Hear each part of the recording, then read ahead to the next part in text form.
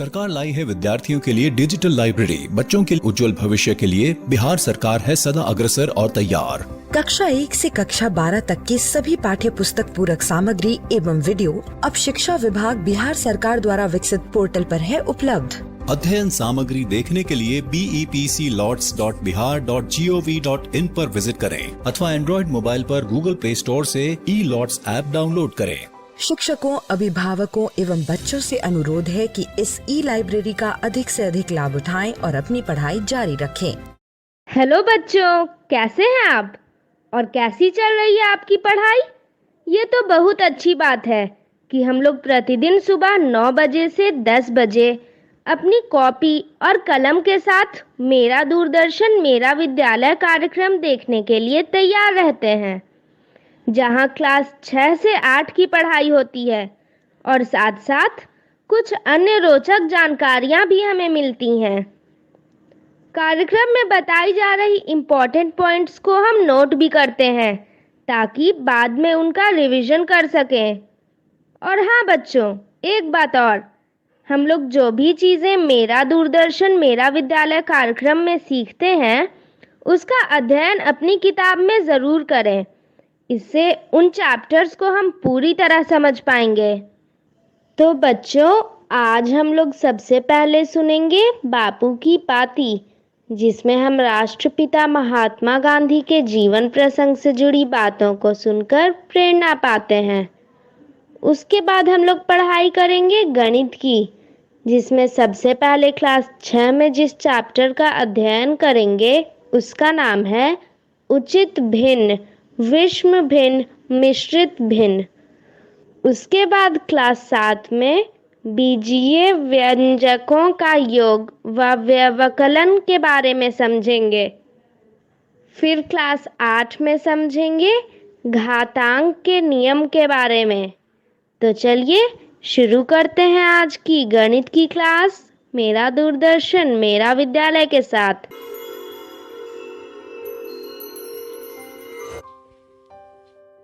बापू की कहानी, जिसमें हम बात करेंगे महात्मा गांधी के जीवन के बारे में। पिछली बार हमने ये जाना कि बापू की शादी जल्दी हो जाने की वजह से उनकी 1 साल की पढ़ाई बिगड़ गई। बाद में उन्होंने खूब मेहनत करी, पढ़ाई में उनका मन लगने लगा, लेकिन व्यायाम करने से वो बचते थे। व्यायाम ना करने का नुकसान मोहन को उतना नहीं हुआ, पर एक दूसरी कमी की कीमत उन्होंने जीवन भर चुकाई और वो थी बिगड़ी हुई लिखावट। उन्हें यह गलतफहमी हो गई थी कि साफ सुथरी लिखाई का शिक्षा से कोई लेना देना नहीं है। बड़े होने के बाद गांधी जी ने अपनी खराब लिखावट सुधारने की कई बार कोशिश करी, लेकिन बचपन की बिगड़ी आदत फिर ठीक नहीं हुई। उनका लिखा हुआ पढ़ना मुश्किल होता था। जब दूसरों के मोती के दानों जैसे साफ और सुंदर अक्षर दिखते, तब गांधी जी को पछतावा होता। वो कहते थे, खराब अक्षर अधूरी शिक्षा की निशानी मानी जानी चाहिए। हर एक नवयुवक और नवयुवती मेरे उदाहरण से सबक ले और समझे कि अच्छे अक्षर विद्या का आवश्यक अंग है। लड़कपन के 2 ही करीबी दोस्त मोहन को बात तक याद रहे। पहले ने उनका साथ इसलिए छोड़ दिया क्योंकि उनकी दोस्ती दूसरे से हो गई थी। ये दूसरा लड़का मोहन के मंझले भाई करसन दास का दोस्त था। दोनों की ही पढ़ाई में रुचि नहीं थी। दोनों बार बार फेल होकर मोहन की कक्षा में ही आ चुके थे। यह दोस्त दूर तक तेजी से दौड़ सकता था, ऊंचा कूद सकता था, लंबा भी कूद सकता था, दीवार चढ़ने में माहिर, खेल कूद में प्रवीण और सजा या पिटाई सहज ही सह लेता था। मोहन का स्वभाव एकदम उल्टा, डरपोक, शरीर से दुर्बल, ना दौड़ते बनता ना कूदते बनता, कोई डांट दे तो रो पड़ते, पिटाई सहना तो दूर की बात। दोस्त यह सब जानता था। जो कमियां हमें अपने आप में दिखती हैं, उन्हीं गुणों को हम दूसरों में खोजते हैं। मोहन अपने दोस्त से बहुत प्रभावित थे। दोनों ने स्टूडियो में जाकर के साथ में फोटो भी खिंचवाई थी। माँ, बड़े भाई और कस्तूरबाई ने मोहन को समझाने की खूब कोशिश की। वो कहते थे कि तुम खराब संगत में पड़ गए हो, तुम्हें अपना ध्यान देना चाहिए। मोहन ने उन्हें भरोसा दिलाया। उन्हें बात जमी नहीं। पर फिर भी उन्होंने मोहन पे विश्वास किया। वो जो चाहते थे उसे करने दिया गया। पर सच तो ये था कि मोहन अपने दोस्त के सम्मोहन में थे, जो सम्मोहन कई साल तक चला। उनका दोस्त कहता, हमारे बहुत से अध्यापक छिपकर मांस खाते हैं और शराब भी पीते हैं, राजकोट के बहुत से नामी गिरामी लोग भी, और हमारे विद्यालय के कई छात्र भी। इसीलिए तो हम लोग कमजोर हैं, क्योंकि हम मांस नहीं खाते। अंग्रेज मांस खाते हैं, इसीलिए ताकतवर है, तभी तो उन्होंने हमें गुलाम बनाया हुआ है। अपने दोस्त की ये सब बातें सुनकर मोहन को लगने लगा था कि यही समाज सुधार है। मोहन का परिवार एकदम पक्का वैष्णव शाकाहारी था, पर उनका मझला भाई करसनदास तो पहले से ही दोस्त के प्रभाव में मांस खाने लगा था।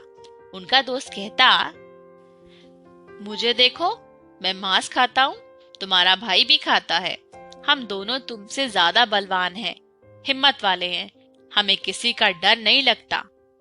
मोहन भी अपने दोस्त के जैसे निडर और बलवान बनना चाहते थे। देश को आजाद तो करवाना ही था, समाज सुधार भी तो करना था। सो एक दिन दोनों चुपके से नदी किनारे वीराने में चले गए। दोस्त ही सारा सामान लेकर आया था और उसी ने मांस पकाया। मोहन ने पहले कभी मांस देखा तक नहीं था। उसके घर में किसी को ये बात पता नहीं थी। मांस का स्वाद मोहन को चमड़े जैसा लगा। उन्हें उल्टी आने लगी तो थोड़ा सा खा के छोड़ दिया। उस रात बहुत तकलीफ हुई। जैसे ही नींद आती, उनको सपने में दिखता कि पेट में एक बकरी मिमिया रही है। वो चौंक कर उठते, फिर अपने आप को समझाते कि मांस खाना जरूरी है। दोस्त आसानी से हार मानने वाला नहीं था। वो तरह तरह के पकवानों में मांस मिला देता ताकि मोहन को भा जाए।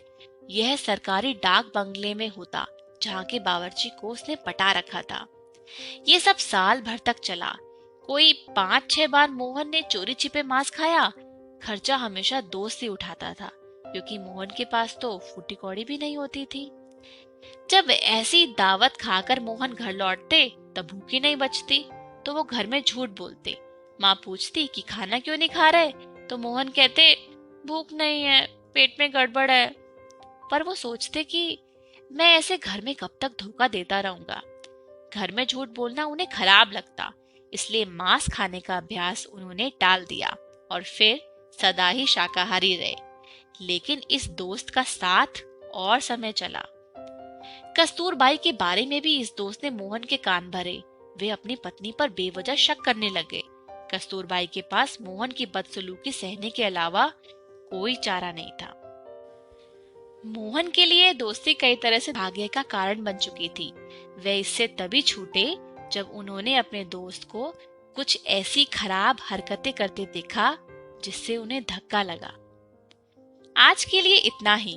अगली बार हम देखेंगे कि क्या हुआ था जब महात्मा गांधी ने चोरी की थी। आज हम सीखेंगे भिन्न के निम्नलिखित प्रकार: उचित भिन्न, विषम भिन्न और मिश्रित भिन्न।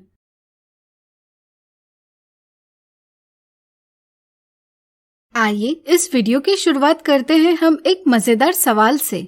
अगर आपको एक चॉकलेट दी जाए और इन्हें 3 लोगों में बराबर रूप से बांटने के लिए कहा जाए, तो हर व्यक्ति को कितनी चॉकलेट मिलेगी?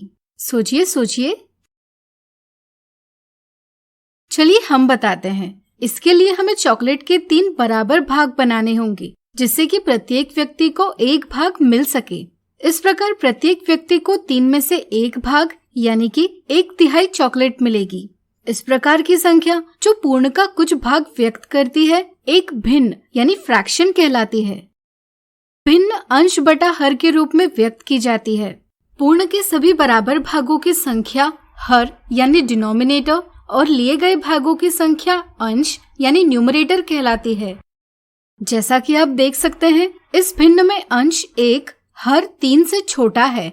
ऐसे भिन्न जिसका अंश हर से छोटा होता है कहलाती है उचित भिन्न यानी प्रॉपर फ्रैक्शन। 1/3 के ही जैसे कुछ और उचित भिन्न है, जैसे 3/5, 6/7 इत्यादि। चलिए इन्हें संख्या रेखा पर व्यक्त करें। क्या आप बता सकते हैं हम भिन्नों को संख्या रेखा पर कैसे व्यक्त कर सकते हैं? सोचिए सोचिए। आपने सही सोचा। 1/3 को संख्या रेखा पर व्यक्त करने के लिए इकाई दूरी के 3 बराबर भाग बनाएंगे। इनमें से पहला भाग होगा 1/3। इसी तरह 3/5 के लिए इकाई दूरी के 5 भाग करेंगे और इनमें से 3 भाग लेकर भिन्न 3/5 व्यक्त करेंगे। इसी तरह हम 6/7 भी संख्या रेखा पर व्यक्त कर सकते हैं। इन सभी के संख्या रेखा पर निरूपण यानी रिप्रेजेंटेशन को देखते हुए आप जरूर समझ गए होंगे कि ये सभी भिन्न 1 के बाईं ओर होने के कारण 1 से छोटे हैं और 0 के दाईं ओर होने के कारण 0 से बड़े हैं। हम कह सकते हैं कि जब भी नीचे की संख्या यानी हर ऊपर की संख्या यानी अंश से बड़ी हो तो भिन्न का मान 0 से बड़ा लेकिन 1 से कम होता है। ऐसे भिन्न जिसका मान 0 से 1 तक होता है एक उचित भिन्न होती है। अब मान लीजिए आपको 5 चॉकलेट दी और इन्हें 3 लोगों में बराबर रूप से बांटने के लिए कहा, तो हर एक व्यक्ति को कितनी चॉकलेट मिलेगी? इसके लिए हमें प्रत्येक चॉकलेट के 3 बराबर भाग बनाने होंगे और प्रत्येक व्यक्ति को चॉकलेट का 1/3 भाग देना होगा। इस तरह से प्रत्येक व्यक्ति के पास 1/3 चॉकलेट के 5 भाग आएंगे। इसलिए हम कह सकते हैं कि हर एक व्यक्ति को 5/3 चॉकलेट मिलेगी। इस भिन्न में 5 अंश और 3 हर है। क्या यह एक उचित भिन्न है? विचार करें। आपने सही पहचाना, यहाँ अंश हर से बड़ा है, इसलिए यह एक उचित भिन्न नहीं हो सकती। ऐसे भिन्न जिनका अंश यानी न्यूमरेटर हर यानी डिनोमिनेटर से बड़ा होता है कहलाती है एक विषम भिन्न यानी इम्प्रॉपर फ्रैक्शन।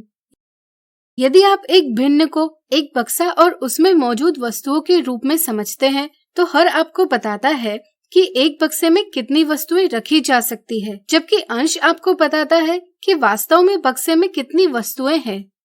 विषम भिन्न का मतलब है कि बक्से की क्षमता से अधिक वस्तुएं हैं, यानी कि इन वस्तुओं को रखने के लिए 1 से अधिक बक्से आवश्यक है।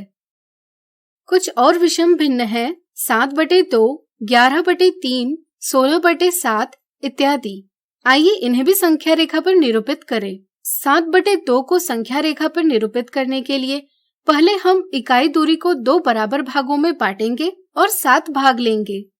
इसी तरह 11/3 को संख्या रेखा पर निरूपित करने के लिए इकाई दूरी के 3 बराबर भाग बनाएंगे और इनमें से 11 भाग लेंगे। इसी तरह 16/7 के लिए संख्या रेखा पर इकाई दूरी के 7 बराबर भाग करेंगे और इनमें से 16 भाग लेंगे।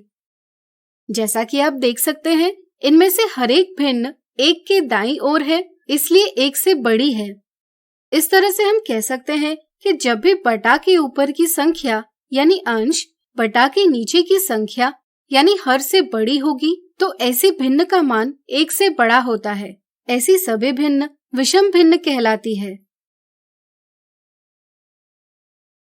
5 चॉकलेट को 3 लोगों में बराबर रूप से बांटने का एक और तरीका भी है। पहले हम प्रत्येक व्यक्ति को 1 चॉकलेट देंगे और बची 2 चॉकलेटों में से हर एक के 3 भाग बनाकर इनमें से प्रत्येक व्यक्ति को 2 भाग देंगे। इस तरह से प्रत्येक व्यक्ति के पास एक पूर्ण चॉकलेट है और 3 में से 2 भाग है। इसे हम 1 सही 2/3 इस प्रकार व्यक्त करते हैं। जैसा कि आप देख सकते हैं, इस भिन्न में एक पूर्ण संख्या यानी होल नंबर है और एक उचित भिन्न है। ऐसे भिन्न जिसमें एक पूर्ण संख्या और एक उचित भिन्न होती है कहलाती है एक मिश्रित भिन्न यानी मिक्स्ड फ्रैक्शन। 1 सही 2/3 के अलावा मिश्रित भिन्न के और उदाहरण है 1 सही 1/2, 2 सही 1/4, 3 सही 3/5 इत्यादि। तो आज हमने सीखे भिन्न के निम्नलिखित प्रकार। आज हम देखेंगे भिन्न के निम्नलिखित प्रकारों से संबंधित उदाहरण।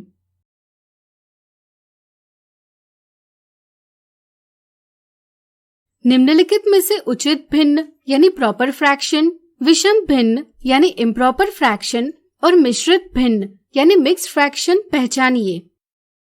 जब भी बटा के नीचे की संख्या यानी हर बटा के ऊपर की संख्या यानी अंश से बड़ी होती है तो यह एक उचित भिन्न होती है। इस भिन्न का मान 0 से बड़ा लेकिन 1 से कम होता है। दी संख्याओं में 23/25 और 13/19 उचित भिन्न है। इसी तरह क्या आप बता सकते हैं जब बटा के ऊपर की संख्या यानी अंश बटा के नीचे की संख्या यानी हर से बड़ी होती है तो कौन सी भिन्न होती है? सोचिए सोचिए। बिल्कुल सही, यह एक विषम भिन्न होती है। इस भिन्न का मान 1 से बड़ा होता है। दी संख्याओं में 13/7 और 17/14 विषम भिन्न है। इसी प्रकार ऐसे भिन्न जिसमें एक पूर्ण संख्या और एक उचित भिन्न होती है कहलाती है एक मिश्रित भिन्न। इस तरह से दी संख्याओं में 1 सही 3/8 और 5 सही 12/17 मिश्रित भिन्न है। अब हम भिन्नों में परिवर्तन से संबंधित उदाहरण देखेंगे, लेकिन इससे पहले आइए समझे भिन्नों में परिवर्तन कैसे करते हैं। मान लीजिए हमने 5 चॉकलेट ली, हमें इन्हें 3 बराबर भागों में बांटना है। इसके लिए हम हर एक चॉकलेट को 3 बराबर हिस्सों में विभाजित करेंगे। अब हर एक चॉकलेट का एक हिस्सा एक भाग में रखकर सभी चॉकलेट के 3 बराबर भाग बना लेंगे। तो बताइए हर एक भाग में कितनी चॉकलेट आएगी? सोचिए सोचिए। चलिए हम बताते हैं। चूंकि हमने प्रत्येक चॉकलेट के 3 बराबर हिस्से किए, इसलिए हम हर यानी डिनोमिनेटर लिखेंगे 3 और हमने 5 हिस्से लिए, इसलिए अंश यानी न्यूमरेटर होगा 5। इस तरह से हर एक भाग में 5/3 चॉकलेट आएगी। यह एक विषम भिन्न है। आइए इसका मिश्रित भिन्न में परिवर्तन करें। अगर हम इन 5 भागों में से 3 भाग लेकर इन्हें जोड़ते हैं तो हमें एक पूर्ण चॉकलेट मिलेगी। तो बताइए बची चॉकलेट के लिए भिन्न क्या होगी? चूंकि यहाँ 3 में से 2 भाग बचे हैं, इसलिए भिन्न होगी 2/3। इस तरह से एक पूर्ण और 2/3 चॉकलेट एक साथ 1 सही 2/3 इस प्रकार भी व्यक्त की जा सकती है। गणित में यह परिवर्तन करने के लिए हम अंश को हर से भाग देते हैं, यानी कि भिन्न 5/3 को विभाजन के रूप में व्यक्त करते हैं। फिर हम भाग देकर भागफल यानी कोशेंट और शेषफल यानी रिमाइंडर प्राप्त करते हैं और फिर मिश्रित भिन्न को इस प्रकार व्यक्त करते हैं। इससे मिश्रित भिन्न प्राप्त होगी 1 सही 2/3। इसी तरह अगर मिश्रित भिन्न 1 सही 2/3 का विषम भिन्न में परिवर्तन करना होगा तो यह हम कैसे करेंगे? जैसा कि आप देख सकते हैं यहाँ हर 3 है, इसलिए हम सभी पूर्ण चॉकलेट के 3 बराबर भाग बनाएंगे। यहाँ सभी भागों की गिनती है 5 और हर है 3, इसलिए विषम भिन्न लिखी जाएगी 5/3। गणित में यह परिवर्तन करने के लिए पहले हम पूर्ण संख्या को हर से गुणा कर अंश में जोड़ते हैं। जैसे यहाँ 1 को 3 से गुणा कर इसमें 2 जोड़ने पर परिणाम 5 प्राप्त होगा, यानी कि पहले हम सभी लिए गए भागों की संख्या प्राप्त करते हैं और फिर परिणाम के नीचे एक पूर्ण को कितने भागों में विभाजित किया है इसकी संख्या हर के स्थान पर रखते हैं। इससे हमें भिन्न 5/3 प्राप्त होती है जो एक विषम भिन्न है। इस प्रकार हम विषम भिन्न को मिश्रित भिन्न में और मिश्रित भिन्न को विषम भिन्न में व्यक्त कर सकते हैं। अगला उदाहरण, निम्नलिखित में से कौन सा कथन सही है? अगर 40 मीटर रस्सी के 7 भाग बनाने हैं तो हर एक भाग की लंबाई 40 का 7 से विभाजन की संक्रिया से प्राप्त की जा सकती है। इसी को हम भिन्न के रूप में व्यक्त करते हैं 40/7 मीटर। इस तरह से पहला ऑप्शन सही है। 40/7 मीटर यह लंबाई विषम भिन्न के रूप में व्यक्त की गई है। आइए इसे मिश्रित भिन्न के रूप में व्यक्त करें। मिश्रित भिन्न में व्यक्त करने के लिए हम अंश 40 को हर 7 से भाग देते हैं, यानी कि 40/7 के रूप में व्यक्त करते हैं। भाग देने पर भागफल 5 मिलता है और शेषफल 5 मिलता है और फिर हम मिश्रित भिन्न को इस प्रकार व्यक्त करते हैं। इस तरह से यहाँ मिश्रित भिन्न होगी 5 सही 5/7, यानी कि दूसरा कथन भी सही है। आज हमने देखे भिन्न के निम्नलिखित प्रकारों से संबंधित उदाहरण। आज हम देखेंगे भिन्न के निम्नलिखित प्रकारों से संबंधित मिथ्या धारणाएं। मिथ्या धारणा 1, मोना और रीना भिन्नों यानी फ्रैक्शंस पर अपना होमवर्क कर रही है। उनको 7/4 को मिश्रित भिन्न यानी मिक्स फ्रैक्शन में परिवर्तन करना था।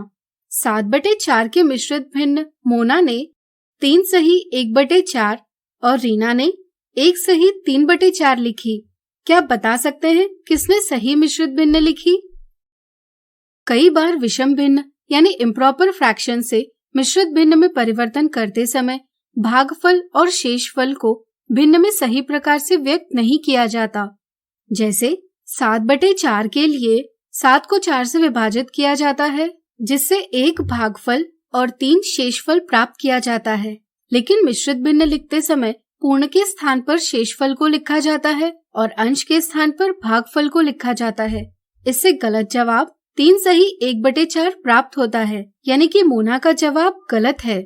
सही समझ यह है कि भागफल को पूर्ण के स्थान पर लिखा जाता है और शेषफल को अंश के स्थान पर। इस समझ से सही मिश्रित भिन्न हुई 1 सही 3/4, यानी कि ऑप्शन दूसरा सही जवाब है। मिथ्या धारणा 2, किसी छड़ी के 7 बराबर भाग करने पर हर एक भाग की लंबाई 2 सही 3/7 इंच मिलती है। इस लंबाई का विषम भिन्न में परिवर्तन क्या होगा? मिश्रित भिन्न को विषम भिन्न में परिवर्तित करते समय कई बार पूर्ण को अंश के साथ गुणा कर प्राप्त होने वाला परिणाम अंश के स्थान पर लिखा जाता है। इससे 6/7 इंच यह गलत जवाब प्राप्त होता है। सही समझ यह है कि किसी भी मिश्रित भिन्न को विषम भिन्न में व्यक्त करना होगा तो पहले हम पूर्ण संख्या को हर से गुणा कर अंश में जोड़ते हैं। जैसे यहाँ 2 को 7 से गुणा कर इसमें 3 जोड़ेंगे, इससे परिणाम 17 प्राप्त होगा। और फिर परिणाम के नीचे हर 7 रखे तो विषम भिन्न 17/7 इंच प्राप्त होती है, यानी कि सही जवाब है ऑप्शन दूसरा। कई बार विषम भिन्न प्राप्त करने के लिए पूर्ण संख्या और अंश स्थान पर लिखी संख्या को एक साथ रख दिया जाता है। इस समझ से भी गलत जवाब ऑप्शन तीसरा, यानी 23/7 इंच प्राप्त होता है। मिथ्या धारणा 3, समीर ने कागज से बने 3 वृत्त लिए और हर एक के 8 भाग किए। अगर समीर इनमें से 11 भाग लेता है तो उसके द्वारा लिए गए भागों के लिए भिन्न क्या होगी? चूंकि समीर कागज से बने हर एक वृत्त के 8 भाग बनाता है, इसलिए कई बार यह समझ बन जाती है कि कुल भागों की संख्या 24 है। चूंकि कुल भागों की संख्या हर के स्थान पर लिखी जाती है, इसलिए भिन्न का हर 24 होगा, यह समझ बन जाती है। इसी प्रकार लिए गए भाग है 11, जो अंश के स्थान पर व्यक्त किए जाते हैं। इस तरह से दिए कथन के लिए भिन्न 11/24 व्यक्त की जाती है। यह गलत समझ है। यहाँ गलती हुई है हर के सही अर्थ को समझने की। पूर्ण के जितने बराबर भाग किए जाते हैं वह संख्या हर होती है। जैसे यहाँ एक वृत्त के 8 बराबर भाग बनाए हैं, इसलिए 8 यह संख्या हर होगी। समीर ने कागज के हर एक वृत्त को 8 बराबर भागों में विभाजित किया है, इसलिए हम कह सकते हैं कि यहाँ एक पूर्ण बनता है 8 भागों से। कागज के वृत्त को विभाजित कर इनमें से समीर ने 11 भाग लिए। इनमें से 8 भाग व्यवस्थित कर हम एक पूर्ण बना सकते हैं। अब बचे 3 भाग। क्या आप बता सकते हैं ये पूर्ण का कौन सा भाग है? ये पूर्ण का 3/8 भाग है। इस तरह से एक पूर्ण और पूर्ण का 3/8 भाग लिखकर भिन्न 1 सही 3/8 व्यक्त करते हैं, यानी कि ऑप्शन दूसरा एक सही जवाब है। यह एक मिश्रित भिन्न है। आइए इसे विषम भिन्न में व्यक्त करें। किसी भी मिश्रित भिन्न को विषम भिन्न में व्यक्त करना होगा तो पहले हम पूर्ण संख्या को हर से गुणा कर अंश में जोड़ते हैं। जैसे यहाँ 1 को 8 से गुणा कर इसमें 3 जोड़ेंगे, इससे परिणाम 11 प्राप्त होगा। और फिर परिणाम के नीचे हर 8 रखे तो विषम भिन्न 11/8 प्राप्त होती है। इस तरह से अब आप समझ ही गए होंगे कि भिन्न के रूप में व्यक्त करने के लिए हर के स्थान पर किसी एक पूर्ण के सभी बराबर भागों की संख्या लिखी जाती है और अंश के स्थान पर लिए गए भागों की संख्या, यानी कि ऑप्शन तीसरा भी सही है। चूंकि ऑप्शन दूसरा और ऑप्शन तीसरा दोनों सही है, इसलिए हम जवाब देंगे ऑप्शन 4। इस प्रकार आज हमने देखी भिन्न के निम्नलिखित प्रकारों से संबंधित मिथ्या धारणाएं।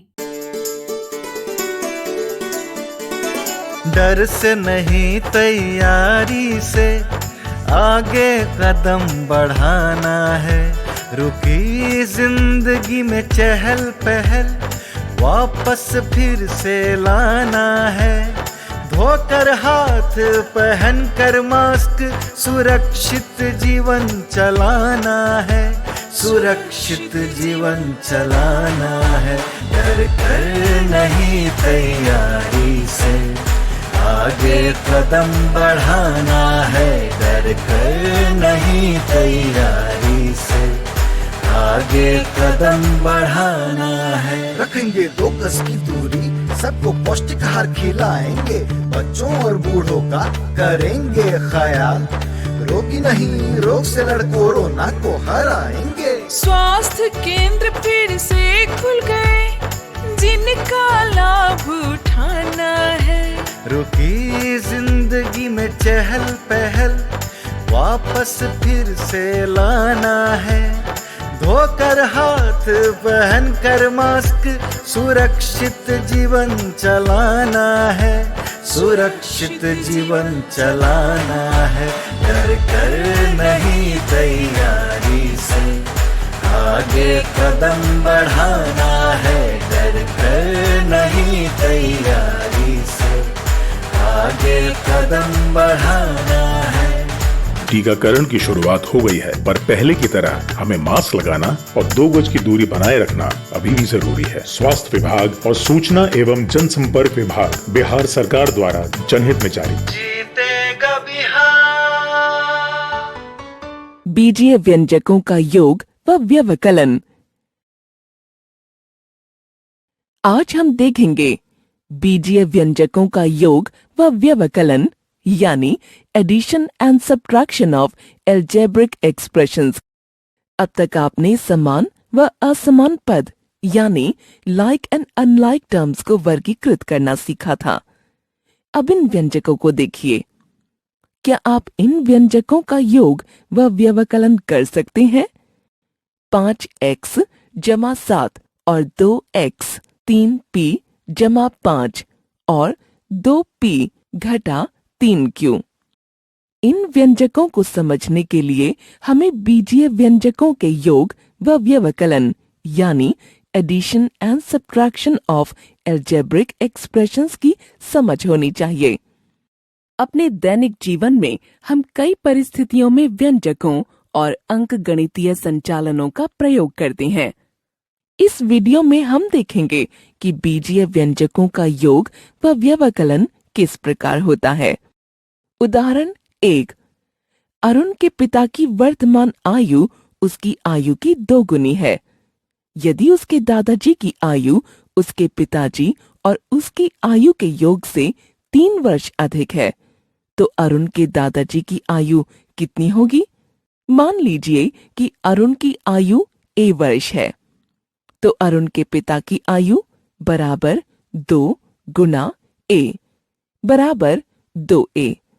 जैसा कि हम जानते हैं कि अरुण के दादाजी की आयु उसके पिताजी और उसकी आयु के योग से 3 वर्ष अधिक है, तो दादाजी की आयु बराबर अरुण की आयु जमा अरुण के पिता की आयु जमा 3 बराबर a जमा 2a जमा 3। इस व्यंजक में a व 2a समान पद है और 3 असमान पद है।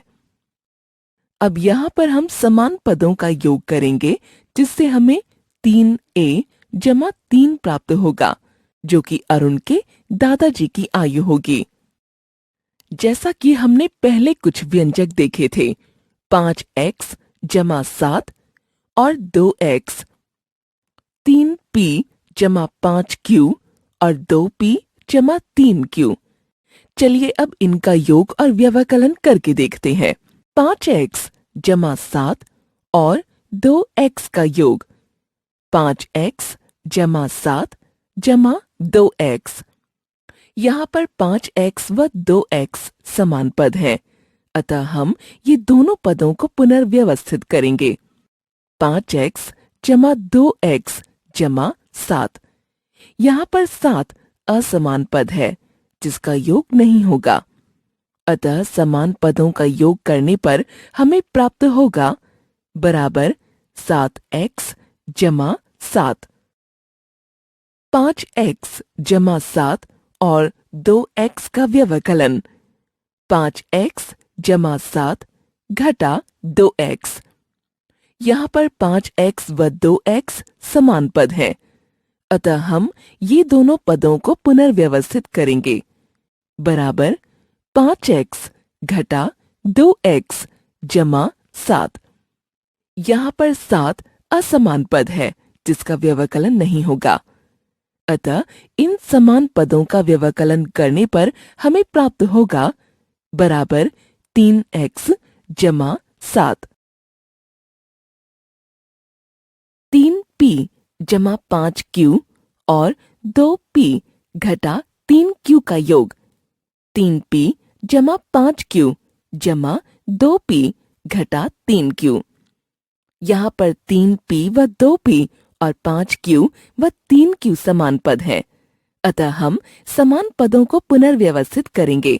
3p जमा 2p जमा 5q घटा 3q। इन समान पदों का योग करने पर हमें प्राप्त होगा बराबर 5p जमा 2q। 3p जमा 5q और 2p घटा 3q का व्यवकलन 3p जमा 5q घटा 2p घटा 3q। यहाँ हम पदों को कोष्ठक से बाहर लाते हैं। जैसा कि हम जानते हैं कि व्यवकलन में कोष्ठक से बाहर आने पर पदों के चिन्ह बदल जाते हैं, अतः 3p जमा 5q घटा 2p जमा 3q। यहाँ पर 3p व 2p और 5q व 3q समान पद हैं, अतः हम समान पदों को पुनर्व्यवस्थित करेंगे। 3p घटा 2p जमा 5q जमा 3q। इन समान पदों का व्यवकलन करने पर हमें प्राप्त होगा बराबर 1p जमा 8q। आज हमने देखा बीजीय व्यंजकों का योग व व्यवकलन। बीजीय व्यंजकों का योग व व्यवकलन। आज हम देखेंगे बीजीय व्यंजकों का योग व व्यवकलन यानी addition and subtraction of algebraic expressions के उदाहरण। अब तक हमने बीजीय व्यंजक को जोड़ना और घटाना यानी addition and subtraction of algebraic expressions के बारे में पढ़ा। आइए अब कुछ उदाहरणों की मदद से इसे और अच्छे से समझें। उदाहरण 1। निम्न व्यंजकों का व्यवकलन कीजिए।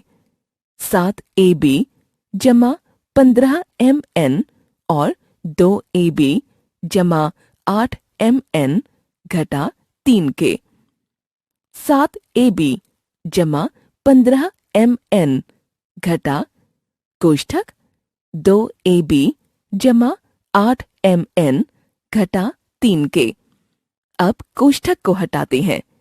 जैसा कि हम जानते हैं कि व्यवकलन में कोष्ठक से बाहर आने पर पदों के चिन्ह बदल जाते हैं, अतः 7ab जमा 15mn घटा 2ab घटा 8mn जमा 3 के। इन पदों को कोष्ठकों की सहायता से पुनर्व्यवस्थित यानी रीअरेंज करेंगे।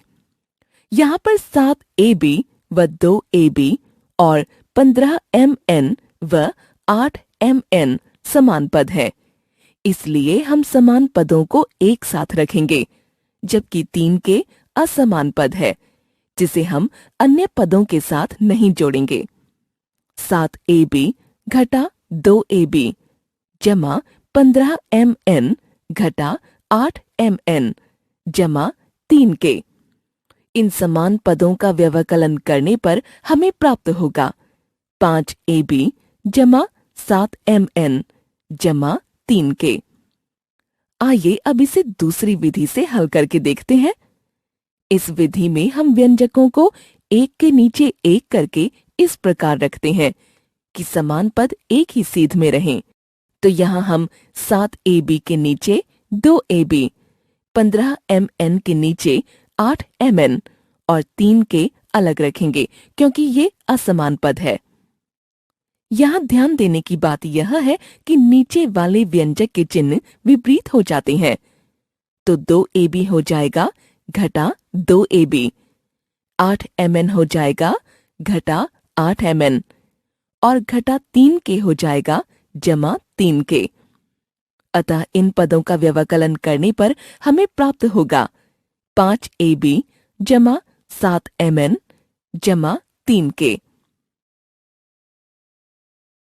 तो आज हमने देखे बीजीय व्यंजकों का योग व व्यवकलन के उदाहरण। बीजीय व्यंजकों के योग और व्यवकलन। मिथ्या धारणाएं। आज हम देखेंगे बीजीय व्यंजकों के योग और व्यवकलन यानी addition and subtraction of algebraic expressions की मिथ्या धारणाएं। कुछ उदाहरणों से हमने बीजीय व्यंजकों के योग और व्यवकलन को अच्छे से जाना। अब चलिए इनसे जुड़ी कुछ मिथ्या धारणाओं को दूर करें। मिथ्या धारणा 1, दिए गए व्यंजकों को घटाइए। 21D की घात 2 जमा 15E और 3D की घात 2 जमा 4E जमा 5P बराबर 21D की घात 2 जमा 15E घटा कोष्ठक 3D की घात 2 जमा 4E जमा 5P। अक्सर बच्चे यहाँ पर हल करने में पदों को कोष्ठक से बाहर लाने पर उनके चिन्ह नहीं बदलते, जो कि एक गलत समझ है। सही समझ ये है कि यदि कोष्ठक के बाहर व्यवकलन का चिन्ह हो तो कोष्ठक से बाहर आने पर अंदर के सभी चिन्ह बदल जाते हैं, परंतु यदि कोष्ठक से बाहर योग का चिन्ह है तो कोष्ठक के अंदर के चिन्ह नहीं बदलते। अब पदों को कोष्ठकों की सहायता से पुनर्व्यवस्थित यानी रीअरेंज करेंगे, जिससे हमें मिलेगा कोष्ठक 21D की घात 2 घटा 3D की घात 2 जमा कोष्ठक 15E घटा 4E घटा 5P बराबर 18D की घात 2 जमा 11E घटा 5P। मिथ्या धारणा 2, दिए गए व्यंजकों का व्यवकलन कीजिए। 30PQ जमा 14Q जमा 12P और 21PQ घटा 10P घटा 18Q।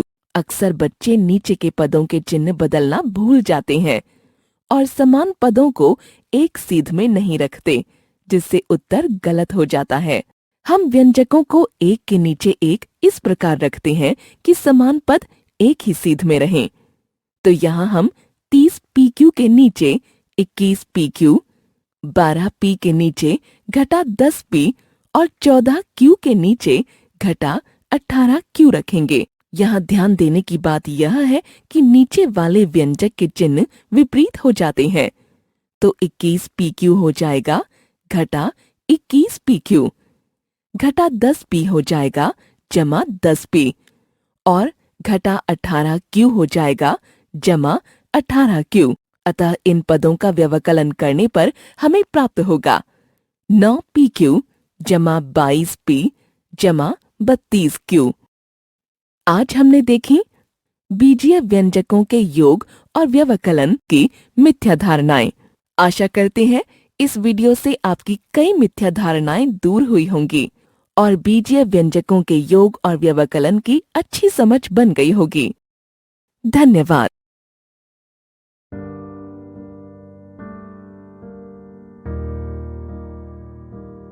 राजू जरा इधर आना। चाचा प्रणाम।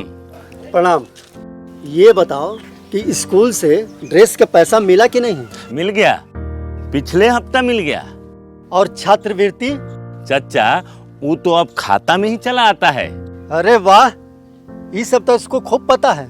पर ये पता है तुम्हारा लड़का स्कूल में काका सीखता है? ये हंसने का नहीं, सोचने का वक्त है। सिर्फ बैट हाथ में दे देने से कोई सचिन नहीं बन जाता। उसी तरह ड्रेस सिलवाकर पहनाकर स्कूल भेज देने से पिंटू होनहार नहीं बन जाएगा। अब जरूरत है कि माता पिता बच्चे स्कूल में क्या सीख रहे हैं उस पर ध्यान दें। तभी वक्त के साथ ये भी आगे बढ़ेंगे और हम भी। चाचा, हम तैयार हैं। क्या आप तैयार हैं? आइए हम मिलकर अपने बच्चों के भविष्य को एक नई उड़ान दें। आज हम पूछेंगे तो कल ये सीखेंगे। आज हम सीखेंगे घातांक के नियम।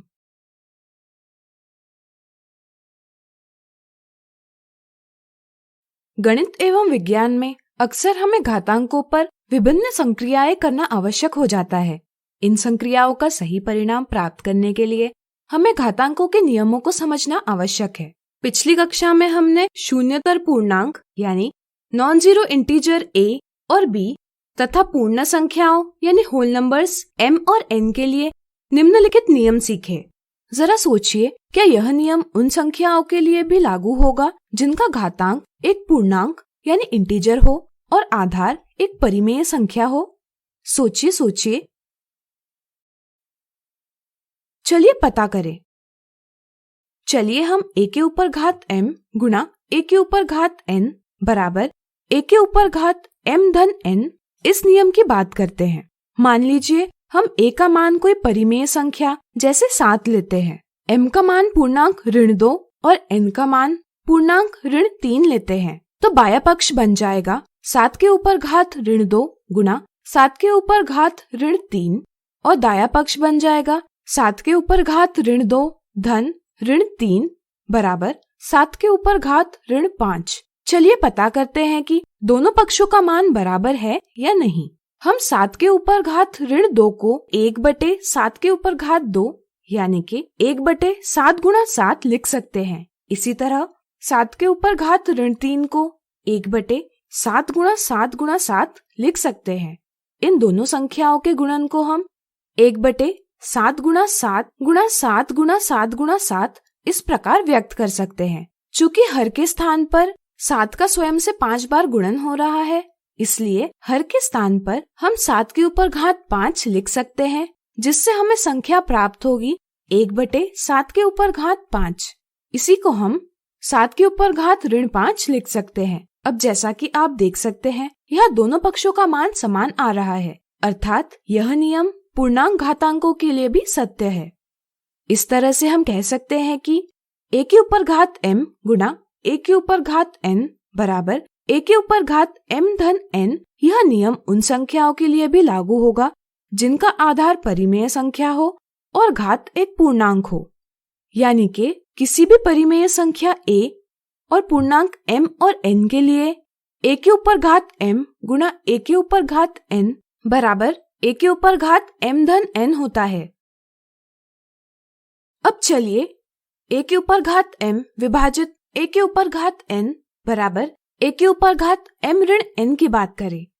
यहाँ अगर हम a बराबर 7, m बराबर ऋण 2 और n बराबर ऋण 3 लेते हैं, तो हमें प्राप्त होगा 7 के ऊपर घात ऋण 2 विभाजित 7 के ऊपर घात ऋण 3 बराबर 7 के ऊपर घात ऋण 2 ऋण ऋण 3।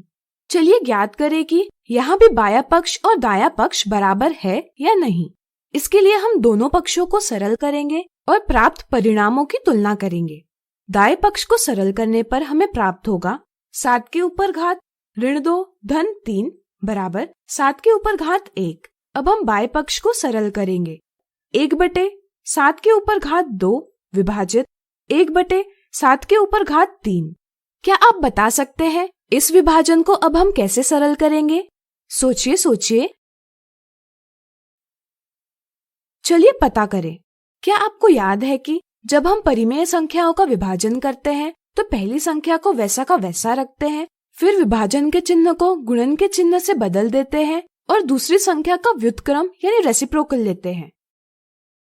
यहाँ 1/7 के ऊपर घात 3 का व्युत्क्रम होगा 7 के ऊपर घात 3। इससे हमें प्राप्त होगा 7 के ऊपर घात ऋण 2 विभाजित 7 के ऊपर घात ऋण 3 बराबर 1/7 के ऊपर घात 2 गुणा 7 के ऊपर घात 3। चूँकि 7 के ऊपर घात 2 बराबर 7 गुणा 7 और 7 के ऊपर घात 3 बराबर 7 गुणा 7 गुणा 7 है, इसलिए हम हर से 2 7 और अंश से 2 7 काट लेंगे। इससे हमें परिणाम प्राप्त होगा 7 के ऊपर घात 1, जो कि दाएं पक्ष के बराबर है। यहाँ भी यह सत्यापित होता है कि परिमेय संख्या a और पूर्णांक m और n के लिए a के ऊपर घात m विभाजित a के ऊपर घात n बराबर a के ऊपर घात m ऋण n, यह नियम सत्य है। अब चलिए a के ऊपर घात m के ऊपर घात n बराबर a के ऊपर घात m गुना n इस नियम की बात करें। मान लीजिए हम a बराबर 1/2 लेते हैं, m बराबर ऋण 1 लेते हैं और n बराबर 2 लेते हैं। नियम के अंतर्गत हम लिख सकते हैं 1/2 के ऊपर घात ऋण 1 के ऊपर घात 2 बराबर 1/2 के ऊपर घात ऋण 1 गुना 2।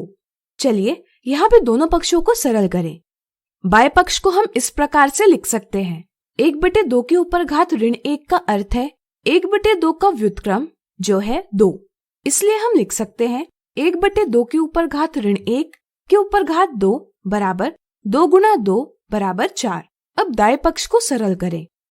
चूंकि दोनों पक्ष बराबर हैं, इसलिए यह सत्यापित होता है कि परिमेय संख्या a और पूर्णांक m और n के लिए a के ऊपर घात m के ऊपर घात n बराबर a के ऊपर घात m गुना n है। इसी तरह आप बचे नियमों की जांच कर सकते हैं। जांच करने पर आप पाएंगे कि सभी नियम उन संख्याओं के लिए भी सत्य है जिनके आधार परिमेय संख्या है और घात पूर्णांक है। इन सभी नियमों की जानकारी से हम घातांकों से संबंधित उदाहरणों को आसानी से हल कर सकते हैं। तो हम कह सकते हैं कि परिमेय संख्या ab और पूर्णांक mn के लिए a के ऊपर घात m गुणा a के ऊपर घात n बराबर a के ऊपर घात m धन n है। a के ऊपर घात m विभाजित a के ऊपर घात n बराबर a के ऊपर घात m ऋण n है। a के ऊपर घात m के ऊपर घात n बराबर a के ऊपर घात m गुणा n है। a के ऊपर घात m गुणा b के ऊपर घात m बराबर a गुणा b के ऊपर घात m है। a बटे b के ऊपर घात m बराबर a के ऊपर घात m बटे b के ऊपर घात m है। a के ऊपर घात 0 बराबर 1 है। आज हमने सीखे घातांक के नियम। आज हम देखेंगे घातांक के नियमों से जुड़े कुछ मजेदार उदाहरण।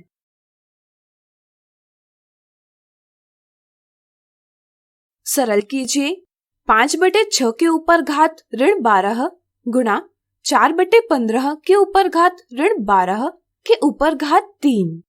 इसे सरल करने के लिए हमें घातांक के नियमों यानी लॉज ऑफ एक्सपोनेंट की समझ आवश्यक है। वीडियो रोककर इनका पुनः अवलोकन करें। यहाँ हम देखते हैं कि कोष्ठक में 2 घातांकों का गुणन किया जा रहा है जिनके आधार अलग अलग है लेकिन घात समान है। इसे सरल करने के लिए बताइए हमें कौन से नियम का प्रयोग करना चाहिए। सोचिए। बिल्कुल सही, हम a के ऊपर घात m गुणा b के ऊपर घात m बराबर a गुणा b के ऊपर घात m इस नियम का उपयोग करेंगे। इस तरह से हम 5/6 के ऊपर घात ऋण 12 गुणा 4/15 के ऊपर घात ऋण 12 बराबर 5/6 गुणा 4/15 के ऊपर घात ऋण 12 लिख सकते हैं। अब अगर हम कोष्ठक में दिए गुणन को सरल करते हैं तो यहाँ हम 5 से 15 को विभाजित कर लेंगे, जिससे 15 के स्थान पर हमें 3 यह संख्या प्राप्त होगी। इसी प्रकार हम 4 और 6 को उनके मस यानी HCF 2 से विभाजित करेंगे तो हमें 4 के स्थान पर 2 और 6 के स्थान पर 3 प्राप्त होंगे। फिर हम गुणन का परिणाम ज्ञात करेंगे। इसके लिए हम अंशों का गुणन करेंगे जो आएगा 2 और इसी तरह हम हरों का गुणन करेंगे जो आएगा 9। इस तरह से गुणन का परिणाम आएगा 2/9। इस तरह से दिया सवाल बन जाएगा 2/9 के ऊपर घात ऋण 12 के ऊपर घात 3। क्या आप बता सकते हैं इसे हल करने के लिए हमें कौन से नियम का उपयोग करना होगा? सोचिए। चलिए हम बताते हैं। यहाँ हम a के ऊपर घात m के ऊपर घात n बराबर a के ऊपर घात m गुणा n इस नियम का प्रयोग करेंगे। इसके प्रयोग से इस संख्या को हम 2/9 के ऊपर घात 3 गुणा ऋण 12 लिख सकते हैं। चूँकि 3 गुणा ऋण 12 बराबर ऋण 36 है, इसलिए दिए सवाल का परिणाम आएगा 2/9 के ऊपर घात ऋण 36। इसी प्रकार नियमों के सही प्रयोग से आप कठिन सवालों को चुटकियों में हल कर सकते हैं। अगला उदाहरण, x का मान ज्ञात कीजिए ताकि ऋण 27 के ऊपर घात ऋण 7 विभाजित 9 के ऊपर घात x ऋण 6 बराबर ऋण 3 के ऊपर घात 3 हो। आपको यह जरूर पता होगा कि समीकरण यानी इक्वेशन में दोनों पक्षों का मान बराबर होता है। यहाँ किसी तरह अगर हम दोनों पक्षों के आधार समान कर ले तो हम दोनों ओर समान आधार वाली घातों की तुलना कर पाएंगे। इसी के साथ हम x का मान भी पता कर सकते हैं। चलिए इस तरीके से हल करें। जैसा कि आपको पता होगा, हम ऋण 27 को ऋण 3 गुणा ऋण 3 गुणा ऋण 3 लिख सकते हैं, जिसे हम घातांकीय रूप में ऋण 3 के ऊपर घात 3 लिखेंगे। इसी प्रकार पहली संख्या के समान आधार प्राप्त करने के लिए हम 9 को ऋण 3 गुणा ऋण 3 लिख सकते हैं, यानी कि ऋण 3 के ऊपर घात 2 ऋण 3 के ऊपर घात 3 के ऊपर घात ऋण 7 विभाजित ऋण 3 के ऊपर घात 2 के ऊपर घात x ऋण 6 बराबर ऋण 3 के ऊपर घात 3। यहाँ हम a के ऊपर घात m के ऊपर घात n बराबर a के ऊपर घात m गुणा n इस नियम का प्रयोग करेंगे। इससे हमें प्राप्त होगा ऋण 3 के ऊपर घात 3 गुणा ऋण 7 विभाजित ऋण 3 के ऊपर घात 2 गुणा x ऋण 6 बराबर ऋण 3 के ऊपर घात 3। ऋण 3 के ऊपर घात ऋण 21 विभाजित ऋण 3 के ऊपर घात 2x ऋण 12 बराबर ऋण 3 के ऊपर घात 3। अब यहाँ हम देखते हैं कि सभी घातांकों के आधार समान हैं। बाएं पक्ष को देखकर हम a के ऊपर घात m विभाजित a के ऊपर घात n बराबर a के ऊपर घात m ऋण n इस नियम का उपयोग कर सकते हैं। इससे हमें प्राप्त होगा ऋण 3 के ऊपर घात ऋण 21 ऋण 2x ऋण 12 बराबर ऋण 3 के ऊपर घात 3। ऋण 3 के ऊपर घात ऋण 21 ऋण 2x धन 12 बराबर ऋण 3 के ऊपर घात 3। ऋण 3 के ऊपर घात ऋण 9 ऋण 2x बराबर ऋण 3 के ऊपर घात 3। चूँकि दोनों पक्षों का मान बराबर है और दोनों पक्षों में आधार भी समान है, अतः उनकी घातें भी समान होंगी। इसलिए हम कह सकते हैं कि ऋण 9 ऋण 2x बराबर 3, यानी कि ऋण 2x बराबर 3 धन 9 बराबर 12, यानी कि x बराबर 12 विभाजित ऋण 2 बराबर ऋण 6। इसलिए यहाँ x का मान है ऋण 6। तो आज हमने देखे घातांक के नियमों से जुड़े कुछ मजेदार उदाहरण। तो आशा करती हूँ बच्चों आज के एपिसोड में आपने जरूर कुछ नया सीखा होगा। तो घर पर रहें, पढ़ते रहें, बढ़ते रहें। मिलते हैं अगले एपिसोड में। बाय बाय बच्चों।